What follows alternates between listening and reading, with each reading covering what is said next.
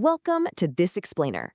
Right now, the entire music industry is in the middle of an absolute earthquake, and we're here to untangle this chaotic, multi-billion-dollar collision between massive AI music platforms and fiercely protective major record labels. The shockwaves from this are hitting everyone, from massive tech companies all the way down to independent artists and everyday listeners. So get comfortable because we're going to break down exactly what is happening right now in the wild, wild west of AI music. To truly grasp the massive stakes we're dealing with here, just think about this staggering number: 100 million. That's the number of users the AI music platform Suno recently crossed. To put that explosive growth into perspective, that drastically outpaced the number of users Spotify had in its entire first decade. AI music is absolutely no longer just a quirky toy or some passing novelty. It's a massive revenue-generating engine. Suno alone pulled in $150 million in revenue in 2025, boasting 2 million paying subscribers. The genie isn't just out of the bottle, guys, it is actively building an empire. But as you might expect, this explosive technological growth has triggered an unprecedented legal crackdown.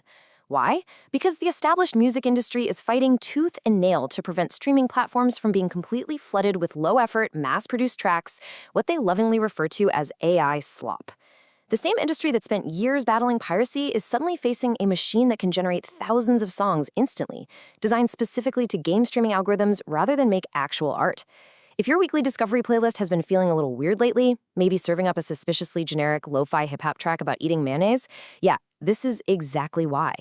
Okay, let's run through our agenda real quick. We're going to cover the initial AI music explosion, how the big labels are striking back, the rise of corporate walled gardens, the ultimate fair use battleground, why musicians are suddenly suing their own labels, and finally, what the future actually looks like for AI training. Let's jump right into Section 1, the AI music explosion, looking at the sheer growth, the exploiters, and how platforms are scrambling to regulate it. The reality on the ground right now is staggering. The major streaming platform Deezer recently reported that a jaw-dropping 44% of all new uploads are AI-generated. You heard that right, nearly half of all new music entering their system. And platforms are reacting in wildly different ways to this massive influx. While Deezer is busy building detection systems to limit the spam, Bandcamp has taken a super hardline stance, outright banning any music that is fully or substantially AI-generated. The reason you see these wildly different platform reactions is because this technology immediately split users into two very distinct camps. First, you have the creators. These are people using AI as a legitimate tool to experiment with entirely new genres or express musical ideas they simply didn't have the technical skills to make before. But then, you have the exploiters. These are the folks who previously ran fake streaming farms and are now using AI to mass-produce that AI slop for easy money. Exploiters have even been bypassing platform filters to upload copyrighted songs just to create unauthorized AI covers. This forces companies like Suno to frantically update their systems, which often ends up breaking the platform for the genuine users in the process. Which brings us to Section 2, the big labels strike back. Let's map out the core legal conflict taking shape here. It's really fascinating how clearly the battle lines are drawn. You have the big three record labels, Universal Music Group, Warner Music Group, and Sony Music, joining forces to sue the largest AI music generators, Suno and Udio, and the central legal claim across the board is massive. They are alleging that these AI platforms trained their multi-billion-dollar models on copyrighted music without a shred of permission from the artists or the labels. This core allegation of systemic, unlicensed training data is the foundation of all the current industry-wide chaos. But here is where things get really interesting. Moving into Section 3, settlements and walled gardens. Because not everyone is fighting to the bitter end in court. The music industry quickly realized the genie was already out of the bottle, so we started seeing this rapid, absolutely fascinating pivot toward licensing. In late 2025, Universal settled with Udio. By November, Warner settled with both Suno and Udio in massive multi-million-dollar deals. And then, by May 2026, Spotify and Universal announced a massive partnership, allowing Spotify Premium subscribers to create AI-generated covers of participating artists. The major labels basically decided that rather than trying to completely destroy AI music, they would aggressively try to monetize it before someone else does. This strategy of rapid monetization perfectly explains the result of the Universal and Udio settlement. It led directly to the development of a highly controlled mobile app called Starstruck. It's designed for everyday fans, not professional producers, and it guides them through 4 very specific label-approved modes. You've got cover mode for artist mashups, reimagine mode for new compositions using the same lyrics, remix mode for genre swapping, and create mode, which pairs your own lyrics with a strictly approved AI voice. It is highly sanitized, heavily regulated, and completely controlled.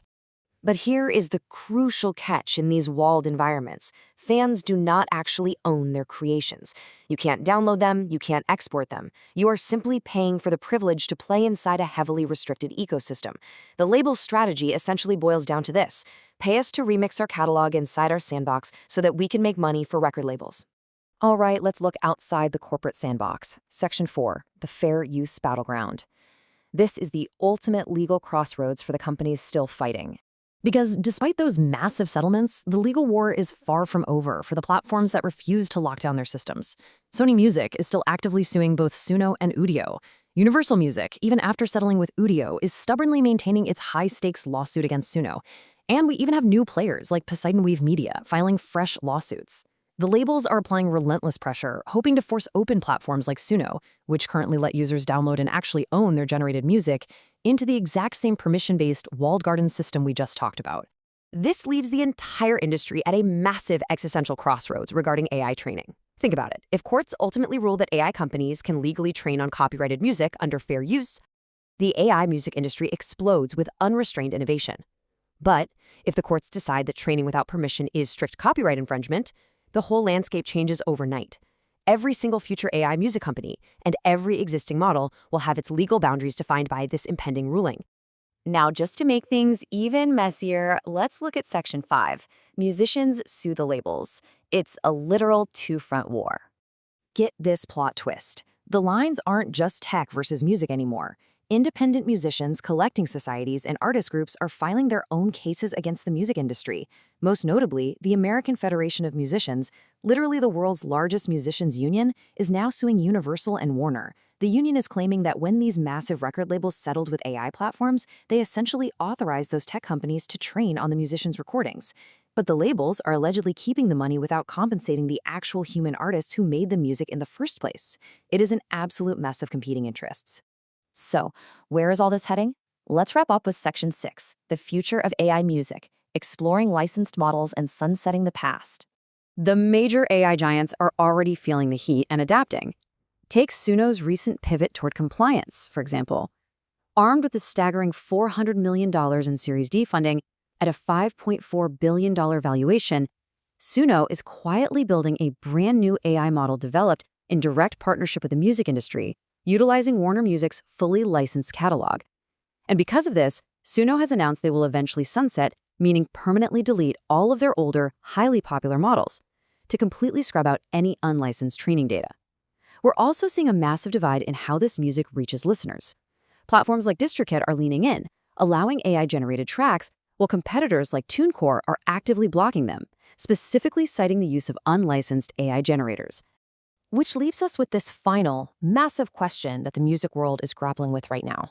If Spotify's license remix feature really takes off, creating a reality where a single song can spawn 10,000 officially licensed AI-generated variations, what happens to original music?